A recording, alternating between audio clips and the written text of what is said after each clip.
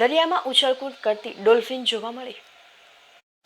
ભાવનગરના દરિયા કિનારા પર ડોલ્ફિન માછલીની વસ્તી ગણતરી કરવામાં આવી। વખતો વખત વન વિભાગ દ્વારા જિલ્લાના દરિયાકાંઠા પર વસવાટ કરતી ડોલ્ફિન માછલીઓની ગણતરી કરવામાં આવતી હોય છે, જેના ભાગરૂપે તારીખ 1 થી 4 ફેબ્રુઆરી દરમિયાન ભાવનગરના ઘોઘા, સરતાનપર સહિતના દરિયા કિનારા પર વન વિભાગ દ્વારા ડોલ્ફિનની વસ્તી ગણતરી હાથ ધરાઈ હતી, જેમાં દરિયામાં ઉછળકૂદ કરતી ડોલ્ફિન માછલીઓના વિડીયો સામે આવ્યા।